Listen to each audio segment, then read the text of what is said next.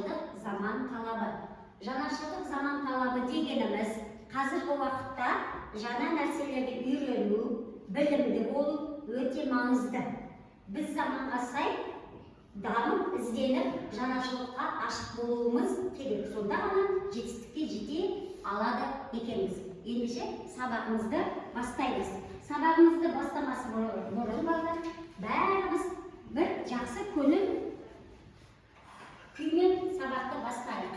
Әр бала, мен жүрекшені басып отырам, әр бала орнынан парта бойынша, қатар бойынша тұрып отырыңдар.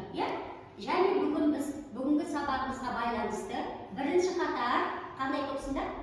Екінші қатар жорға, үшінші қатар тұлпар. Міне осылай үш топқа бөлінетін боламыз.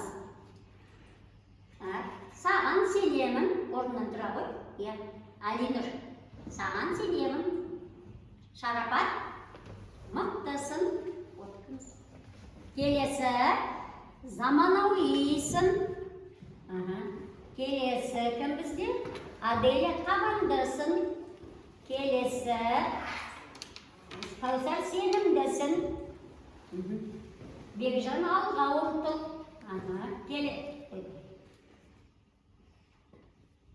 Келесі, алтын, дарасың. Жігерлісің. Келесі, оқушы, Мәруар, қуаттысың. Мирас, жанашылсың, орнымыздан тез-тез тұрып. Іңкәр, күліп жүр, дәл саған байланысты. Батылсың, Кенже. Бекзат, өзіне сен. Еркеназ, өрге бас. Аяла, ерекшесің. Асылжан, ақылдасың. Темірлан, алғырсың. Жаным, қабілеттісің. Алып қойған оқушы бар ма? Жоқ, Құрметті оқушылар, бүгінгі күндеріңе сәттілік тілеймін. Бүгін сендер құнды білім аласыңдар деп сенемін. Жарқын ойлар мен жақсы көңіл-күй әрқашан жанымызда болсын. Тамаша. Ендеше балалар, қазір біз өткен сабақты есімізге түсірейік. Ол үшін әріптестер әдісі арқылы видео оқып келген атқа міндім деген өлең бойынша қазір қорытынды жасап жүрейік. Бір қатар, бірінші қатардан 2, 3, 4, 5 бала келіңдер, тез. Келіңдер. Осы беріш жақтарын ғой. Алай бер. 5. Енді берген балалар мына жақта тұрыңдар. Бер қарай тұрыңдар. Келесі екінші тағы неше бала? 1, 2, 3, 4, 5 бала келіңдер. Келіңдер, тез.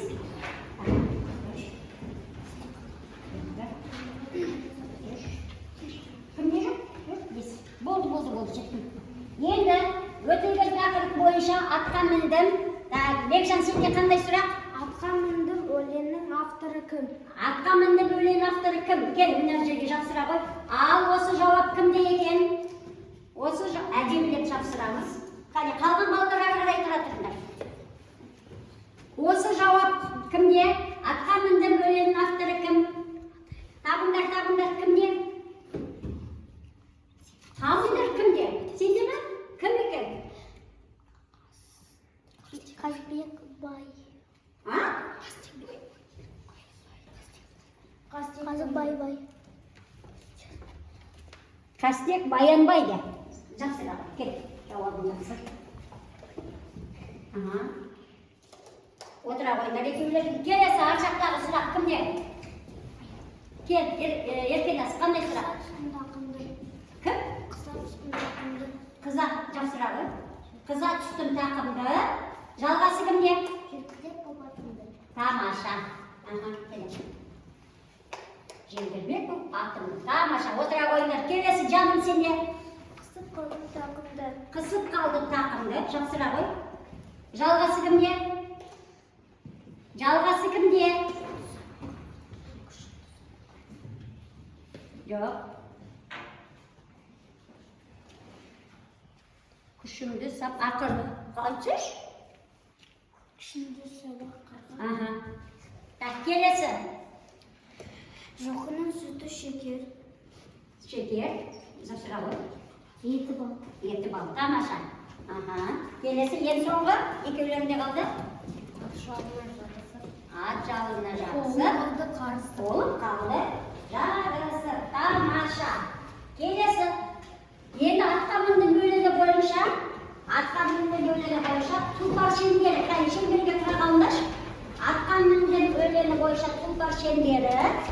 Қазір кім қалай жаттап келді екен? Үлкен ұзақ жазылған жерлерді біз рөлге бөліп айтамыз. Так, даусымызды шығарамыз. Ал баста. Шу жануар, бұл менің алғаш атқа мінгенім. Желдірмек боп атымды қысып қалдым тақымда. Атым жөнелді, қашын екен мен енді. Батылдық жоқ жаңағы, зәрем ұшып барады. Қыза түсті қорғарап, құлап кетті шыңылдап. Ат жалына жабысып, қолым қалды қарысып. Қамшым жоқ оң қолдағы, құламасам болғаны. Жуамасам болғаны, дүңкілдетіп даланы. Аттың шауып барады, күшімді сап ақырғы. Құса түстің тақымды жер шетіне жеттім бе. Мен ештеңе білмеймін, жоқ енді атқа мінбеймін. Ақыры атам тоқтады.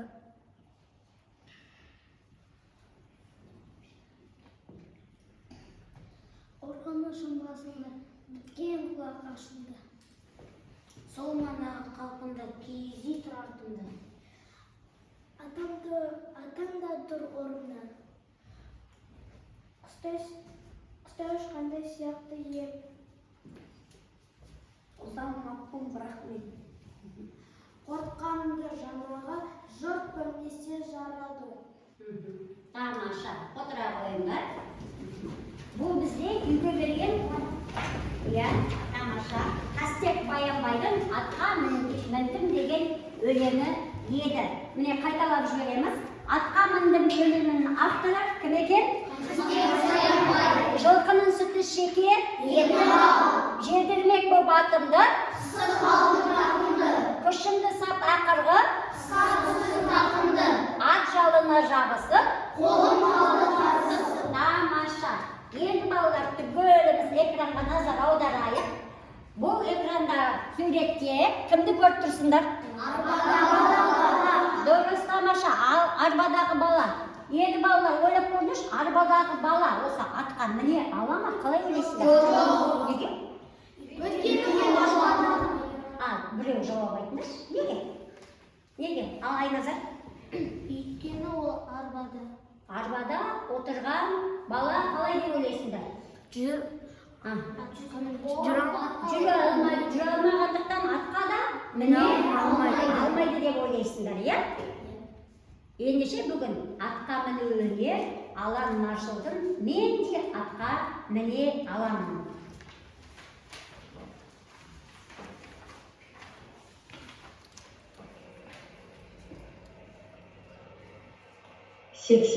жас өмір сүрген австралиялық жазушы Алан Маршалдың өмірі ерлік пен жігерге толы. 6 жасынан бастап сал ауруына шалдығып, мүгедек болып қалған. Бірақ соған қарамастан өзін сау адамдардан кем санамаған. Ол тәуекел ете жүріп, жүзуді, атқа мінуді үйренді. Алан Маршал өзінің балалық шағы туралы «Мен шалшықтан секіріп аттай аламын» деп аталатын кітап жазды.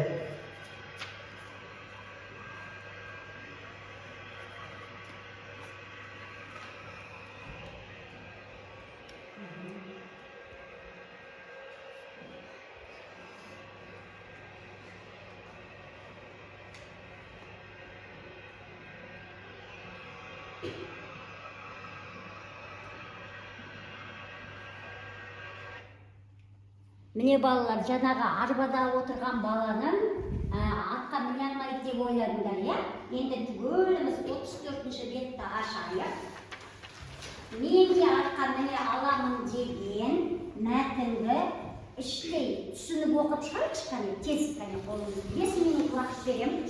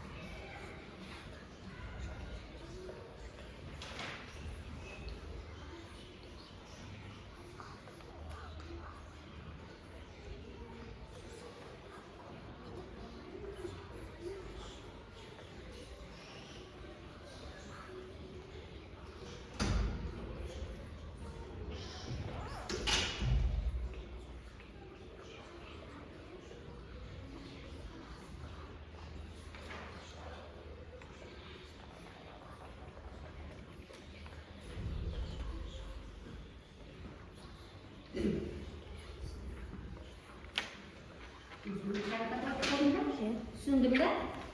Бір бал қойып қоямыз, әңгімені оқыған үшін бір бал қоямыз.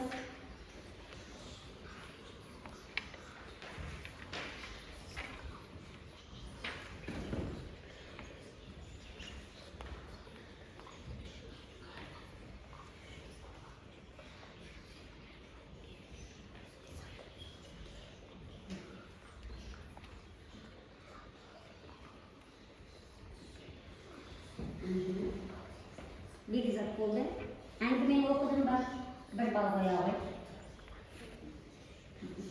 Қойдыңдар ма? Әңгімені оқып болған балалар, бір бал қоямыз.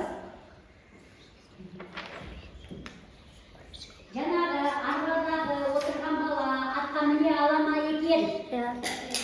Түсіндіңдер ме? Егер шын ақпаратты түсінсеңдер, оған тағы бір бал қойылады.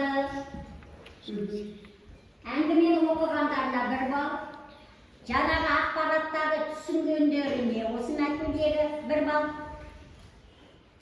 Біз бағана балалар суреттен қарағанда отыра алмайды дедік. Шын ба, жалған ба? Жалған екен. Жалған екенін көздерін жетті ме? Иә, оған тағы бір бал қоямыз. Сонда осы әңгіме бойынша балалар 3 бал қойылады екен. Түсіндіңдер ме? Енді көп экранға назар аударамыз. Міне жаңағы оқығандарым бойынша. Тұңғыш рет әкем атқа салып, мұның маған қол емес екенін айтты. Ол қолын иығыма салып, өзін жақсы түсініп алсын дегенде сөзіне зор маңыз бере аса салмақтап сөйледі. Салт атпен жүргенде ат бүйірін аяқтарымен қысып отыруың керек. Желіске салғанда дененің салмағын үзеңгіге көшіресің. Аяқтары сау жігітке бұл қиын емес. Бірақ сен аяқтарыңмен ат үйірін қыса алмайсың. Алан бұл аяқтарын атқа салып мінуге жарамайды. Олай болса, бұл ойдан ағыл. Мен сенің атқа мініп жүргеніңді қалаймын, анаң да. Бірақ тағдырға не шара? Мен оны үнсіз тыңдадым, бірақ шындық екеніне сене алмадым. Оның өз сөзіне өзі сеніп тұрғанына таң қалдым. Ол алғаш рет қателесті. Мен салт атқа мінуді үйренуге тас бекіндім. Мектептегі балалардың бірінде Жұлдызша дейтін ат бар. Оның иесі ағып келген Боб Карлтон. Күн сайын үлкен үзіліс кезінде ол мектептен жарты шақырымдай жердегі жол бойындағы суатқа Жұлдызшаны суғаруға апаратын. Бұл міндетті ол ауырсынатын. Өйткені соның кесірінен мектеп ауласындағы ойындарға қатыса алмай қалатын. Бірде мен Бобқа өзінің орнына Жұлдызшаға мініп, суатқа барып тұруды ұсындым. Ол бірден келісті. Күнде мен Жұлдызшаға мініп, суатқа барып жүрдім. Оны өзім жүгендеп ерттейтінмін. Сосын Бобқа жетелеп апаратынмын. Ол менің атқа мінуіме көмектесіп, балдақтарымды мектеп қабырғасына сүйеп қоятын. Бірер апта өткенде ер үстінде отыруға төселіп қалдым. Құлап қалмасам екен деп ойлай бермейтін болғанмын. Еркінірек отырамын. Енді мен Жұлдызшаны жүргізіп үйрендім. Қолымның қимылымен оны оңға я солға бағыттай алатын болдым. Бұрылғанда онымен бірге еңкейіп, ол қайта тіктеліп, тура жүргенде артқа шалқаямын. Бір күні үлкен үзіліс кезінде Жұлдызшаға мініп үйге бет алдым. Қақпаға таянғанымда әкем есік алдында тұр екен. Мені көрген жоқ. Атты іркіп, әкеме қарап әрі бері тұрдым. Сосын айғай салдым. Егеки. Әкем қақпа жаққа басын бұрды да сол күйінше сілейіп тұрып қалды. Бұл сенбісің, Алан, деді ол. Астымдағы ат оның даусынан үркіп ала қашатындай ақырын сөйлеп. Иә, деп саңқ еттім мен. Бері келіңіз, маған қараңызшы.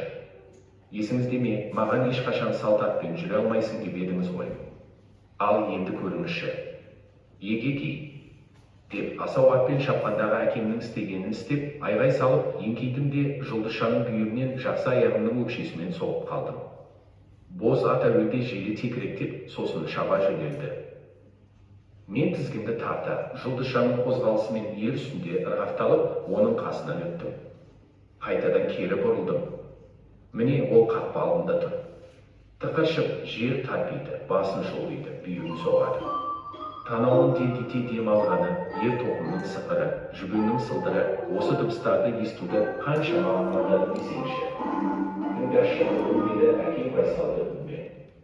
Енді біз сенің атқа міне алатыныңды білеміз. Сен қақпаның тұсынан төсілдетіп өте шықты.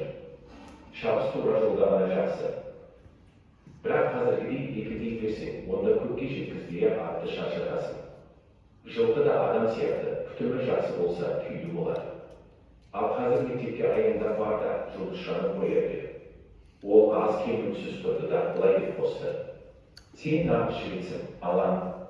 Көңілім толды. Мен білсем, сенен жақсы шабан дос шығар. Алан Маршал. Аударған Айнагүл Сағатова. 82 жас өмір сүрген австриялық жазушы Алан Маршалдың өмірі ерлік пен жігерге толы. 6 жасынан бастап сал ауруына шалдығып, мүгедек болып қалған. Бірақ соған қарамастан өзін сау адамдардан кем санамаған. Ол тәуекел ете жүріп жүзуді, атқа мінуді үйренді. Алан Маршал өзінің балалық шағы туралы мен шалшықтан секіріп аттай аламын деп аталатын кітап жазды. Ғаламтор материалдарынан Бүгін міне неге атқа міне аламын деген әңгіме сендерге басып өте түсінікті болды. Сонымен әңгімедегі баланың аты кім? Алан Маршал. Қазір неше жаста? 82 жаста. Ең соңында Алан Маршал атқа міне алмайды дегеніміз бала атқа мінген екен. Мына аттың аты? Ол кімнің аты? Ол кім Боб деген? Аланның досы. Өте жақсы. Енді ары қарай сабағымызды жалғастырамыз, балалар. Енді шын жалған әдісі бойынша, алдарында жасыл және көк текше тұр. Егер осы сұрақ шындық болса жасылды көтересіңдер, жалған болса қызыл текшелерді көтересіңдер. Әңгіме Айнагүл Сағатова туралы ма? Жалған.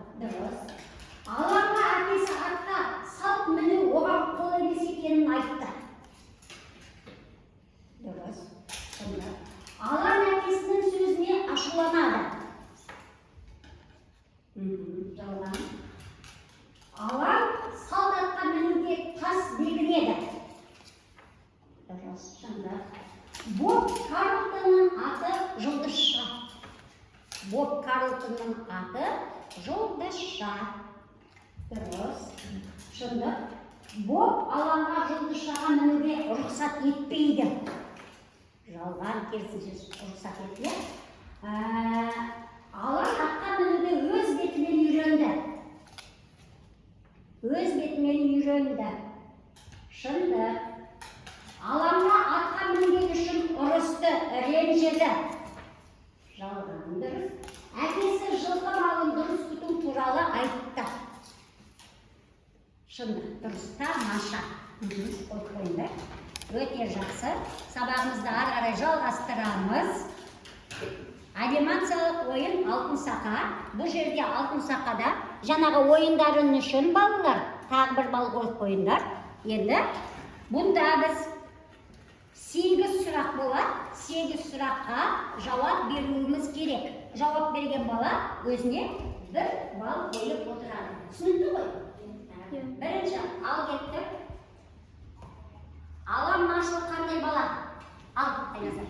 Алан Маршал ол мықты батыл, мықты ержүрек бала.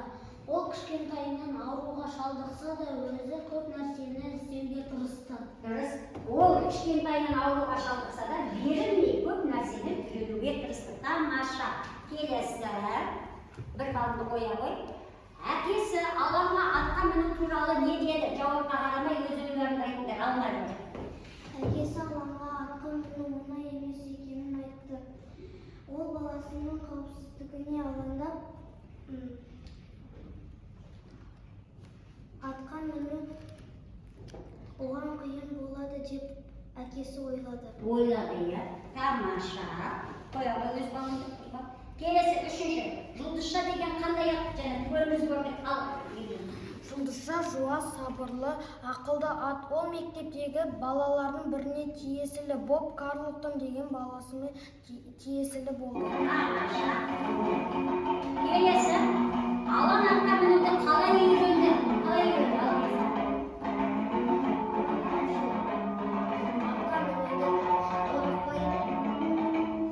Қорықпай үйренді. Оған досы Боб көмектесті. Тамаша. Өзі де көп жаттығып, атқа отыруды меңгерді. Тамаша. Қоя қой. Мәтінде Аланның жемісі қай жерде байқалады? Қайда келгенде байқалады? Аланның жемісі оның еркін атқа мініп шығып келген кезінде байқалады.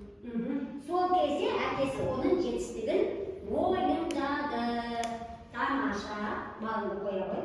Келесі асығымыз атқа міну өнер деген сөзді қалай түсінесің? Атқа міну өнер ме еркеміз? Атқа міну ол батылдықты, төзімділікті және шеберлікті қажет етеді. Тамаша. Атқа міну тек отыра салу емес, ол батылдықты, төзімділікті және шеберлікті қажет етеді. Алланың өмірі осы сөздің дәлелі болып табылады. Тамаша. Қоя қой өзінің балыңды. Келесі. Алан неге өзіне сенбеген адамдардың сөзін дәлелдегісі келді? Кім сенбеді Аланға? Кім сенбеді басында? Әкесі. Ал, ары осы сұраққа жауап беріңізші. Өзіне сенбеген адамдарға да көп нәрсеге қол жеткізуге болатынын дәлелдегісі келді. Тамаша. Ол әлсіз емес екенін тырысса, мақсатқа жетуге болатынын дәлелдегісі келді. Қоя қойғанды. Келесі. Егер сен Алланың орнында болсаң, атқа мінуден қорқар ма едің? Асылжан. Қайта. Егер мен Алланың орнында болсам, басында қорқар едім, бірақ оның батылдығын өзімде көрер едім. Себебі еңбек пен сенім адамды жеңіске жеткізеді. Тамаша. Тамаша. Өте жақсы. Жаңағы алты асыққа жауап берген балалар өз балаларын көріп қойыңдар. Өте жақсы. Енді келесі топпен жұмыс. Бірінші топ жинала қалыңдар. Алла қандай бала, оның мінезі. Жазып айтасыңдар ма, өздерің келсіңдер. Екінші топ жұлдызша қандай ат жинала қалыңдар. Аттың рөлі не істеді? Үшінші топ әкесі мен Боб не үшін маңызды? әкесімен болып не үшін маңызды, кім көмектесті? Жазып айтасыңдар ма, ауызша айтасыңдар ма, өздерің келсіңдер. 3-4 минут уақыт беремін. Сұрақтарың сенен.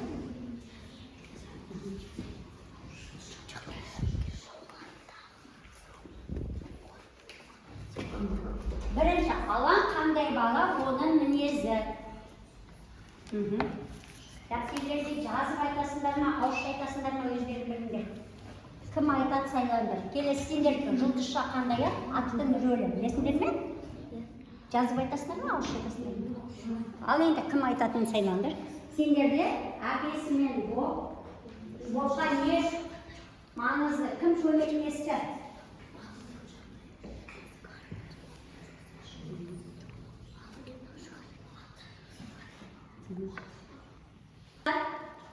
Дайын болсаңдар, қолдарыңды көтеріңдер, қайтып жауап айта берулеріңдер болады. Айта беріңдер.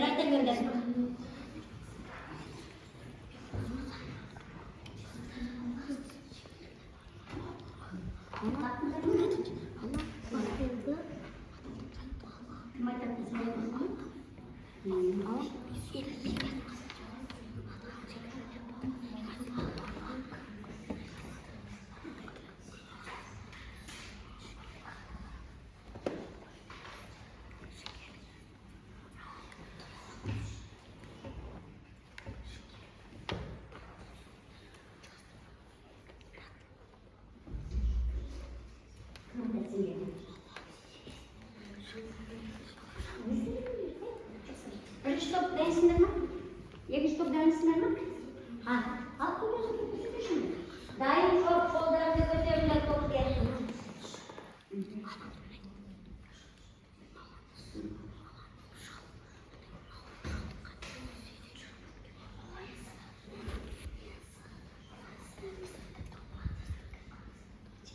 Алаң қандай бала, оның мінезі бәрінен айтылып жатыр ғой. Қандай бала?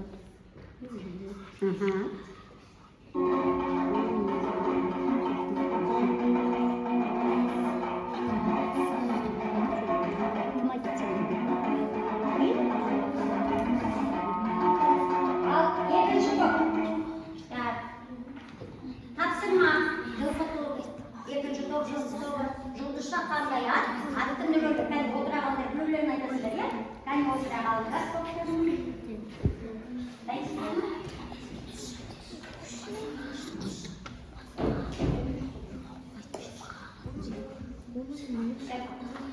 Айта бер.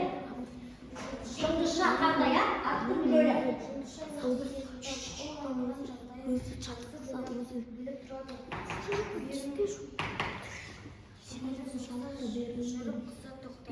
Тамаша.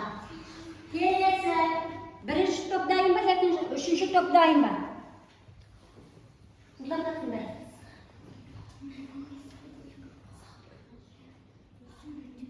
Екінші топ.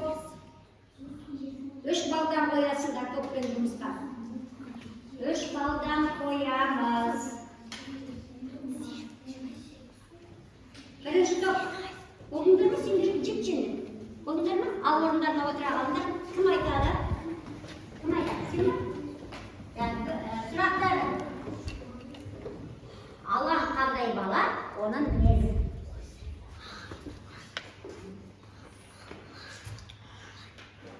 Алаң жігерлі балаға сабырлы.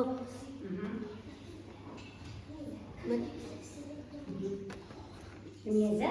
Мінезі батылдықпен жырда өзі аурудан шалдықса, өзі берілмей атқа мінем деп өзіне сенді. Тамаша. Ал үшінші топ отырыңдар, кәне. Әкесі мен боп не? Әкесі мен бопқа не маңызды болды? Кім көмектесті? Орнымызға отырамыз. Кім айтады? Кім айтады? Не маңызды болды? Ал аяқ айтады. Не түсінді?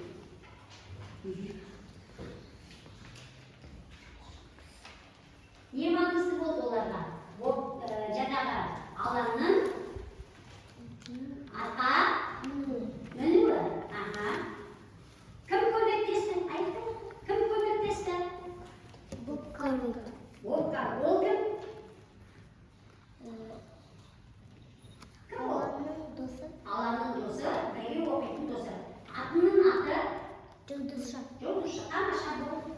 Балдарыңды қоя қойыңдар.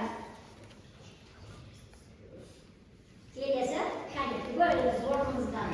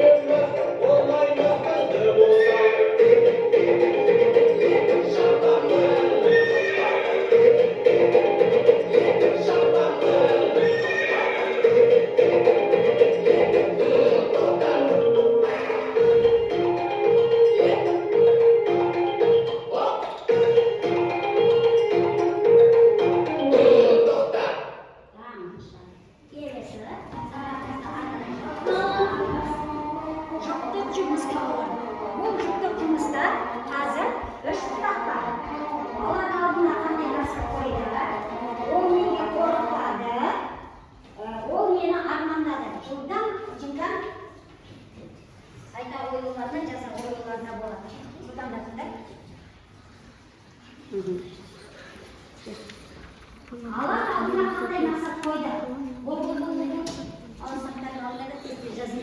Болған жоқ, солдарды көтере қойды. 2 минут қана уақыт берем. Өйткені бұл әңгіме өте түсінікті. Алла алдына қандай мақсат қойды? Ол неге қорықпады? Болды. Ол мені армандады. Сұрақтарға жауап берсеңдер, бір бала аласыңдар. Кәне, кім жылдам, қай жыл жылдам? Өзі шақ сұрақ. 3 сұрақтан өздеріне бірдей.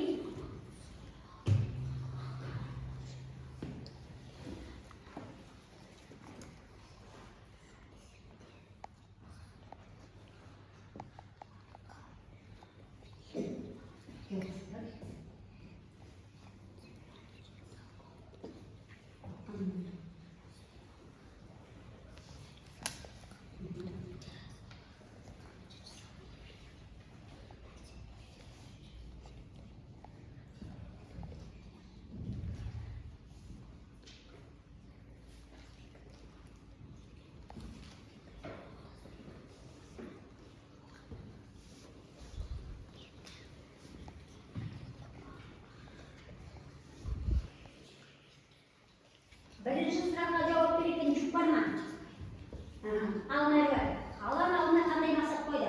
Алланың алдына атпен шабуды мақсат қойды. Атпен шабуды мақсат қойды. Тағы кімге қандай жауап бар? Ал айта ғой.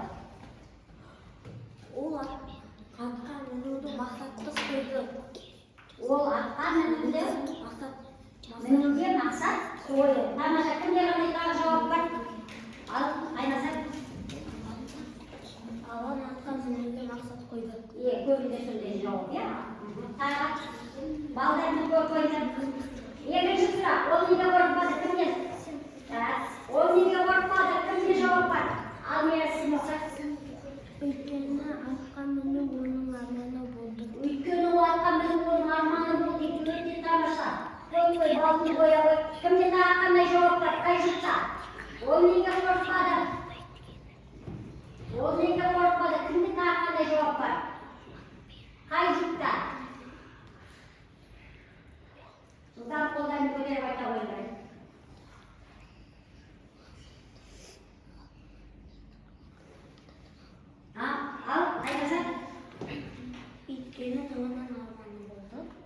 Өйткені оның арманы атқа міну болды. Тамаша, қоя қойыңдар балдарымды.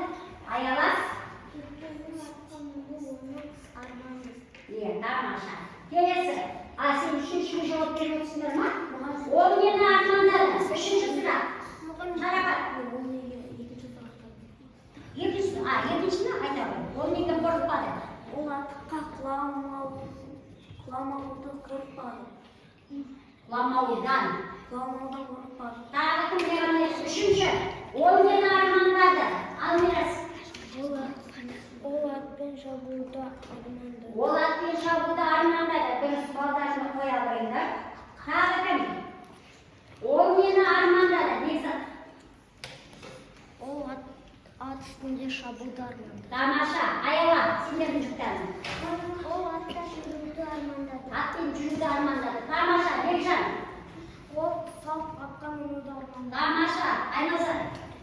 Ол атқа мінуді армандады. Тамаша, Шарапат. Ол ат үстіндегі армандауды армандады. Ой, сен неге кішкене? Дұрыстап, сөйлемді дұрыстап. Тағы. Ал, Сейфалы жаным. Ол атқа мінуді армандады. Енді соңғы үңгәр, сендер қалыңдар. Қандай жауап? Шабуды армандады. Сендер де? Енді соңғы? Ол нені армандады? Ол атқа мінуді армандады. Тамаша, өте жақсы. Балдарды қойып қойыңдар. Жүкпен жұмыс. Келесі ары қарай бізде ақылдың алтын қақпағы. Мына жерде алтын қалпақ тұр. Қазір мен әр топқа екі қалпақтан кигіземін. Осы қалпақтың ішінде бүгінгі сабақ бойынша сұрақ бар. Сол сұрақты аласыңдар да. Ішіндегі сұрақты ал. Ішінде сұрақты ал дейді. Ішіндегі сұрақ жабысып тұр. Алыңдар. Оқысы. Алмай қойып Ал дейді. Жабысып тұрған сұрақты ал да бастарына түйіп отырыңдар. Одан кейін жауап айтасыңдар. Алдың ба? Сұрағыңды алдың ба? Тамаша. Сұрағыңды ал. Оқы. Жайын болды. Отыр. Бірінші қатардан бастайды. Оғылмай өсіңдер.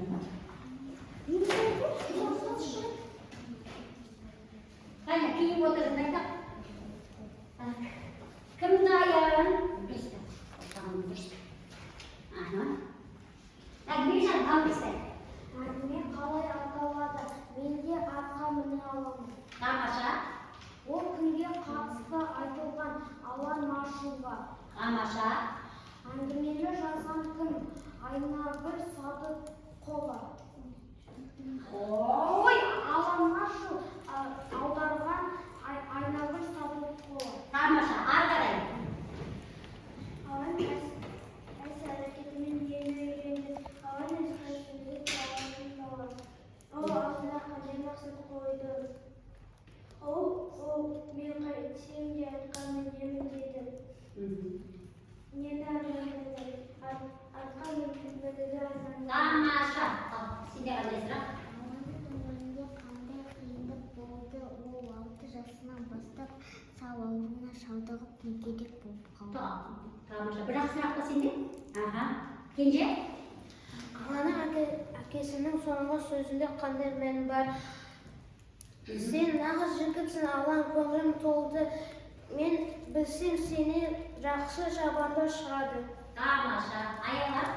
Аланың әкесінің ақылы туралы сен не ойлайсың? Аланың әкесінің ақылы өте орынды, себебі атты шаршатпай күтуі керек. Тамаша. Келесі жаным, сенде қандай сұрақ?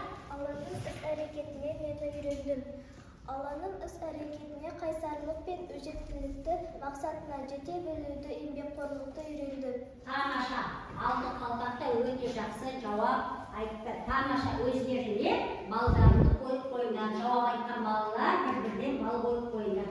Тұра берсін, қалпақтарын тұра берсін. Ең соңғы жаңағы геймификация қорытынды сабақ.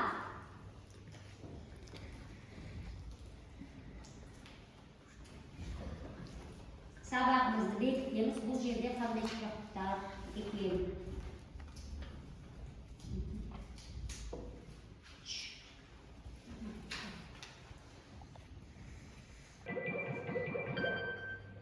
Әңгімені жазған кім дейді? Әңгімені жазған кім? Мәлвар? Әңгімені жазған Алан Маршал. Тамаша. Бал қоя ғой өзіне бір-бірден бал аласыңдар. Келесі сұрақ. Ол алдына қандай мақсат қойды? Айназар. Ол алдына мен атқа мінуді мақсат қойдым. Келесі. Алаңды сипатта. Алаңды сипатта. Кәусар?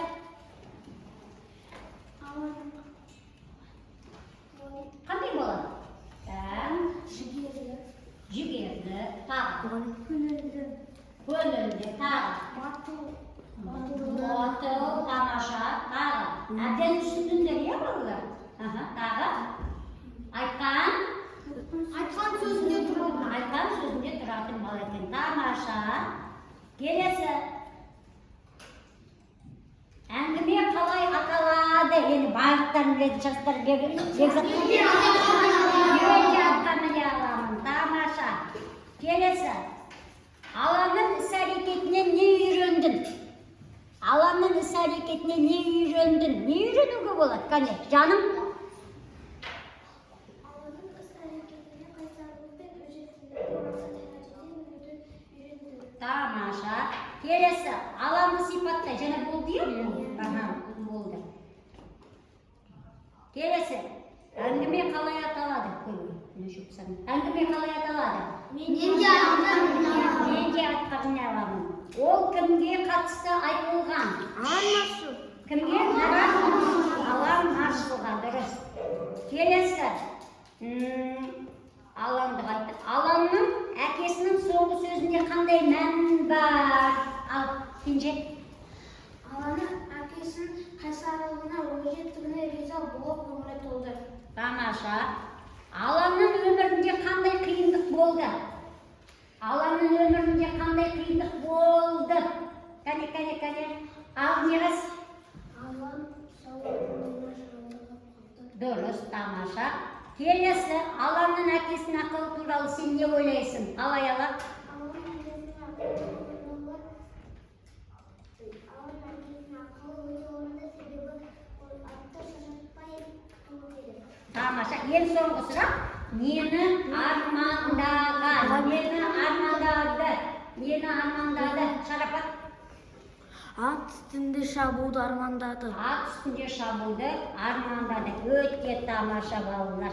Міне, бүгін біз мен де атқа міне аламын. Алан Маршалдың әңгімесін оқыдық. Ең соңында Аланымыз қайтты. Бағана ең бірінші суретте біз жоқ, ол атқа отыра алмайды деп едік. Ең соңында Алан атқа міне алатын болды. Бүгінгі сабақ түсінікті ме? Иә. Енді қазір топ-тобымызбен келіп, егер бүгінгі сабақ түсінікті болса, түсіндім. Сұрағым бар болса, сұрағым бар. Түсінбедім болса, түсінбедімді басып, өз ойларында білдіретін боласыздар. Үшінші қатар келе қойыңдар.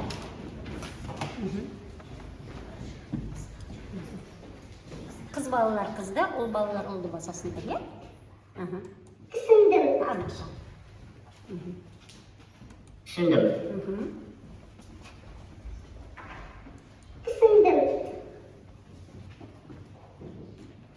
Түсіндім. Екінші қатар келе беріңдер. Түсіндім. Түсіндім.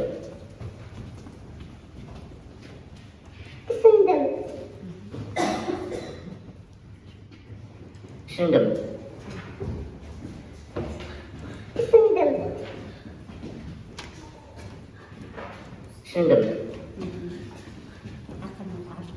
Түсіндім. Тамаша. Енді бірінші топ келе қойыңдар. Түсіндім.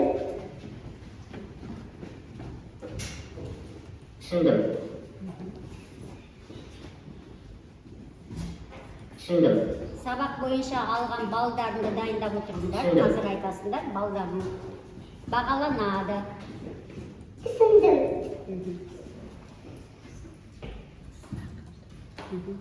түсіндім.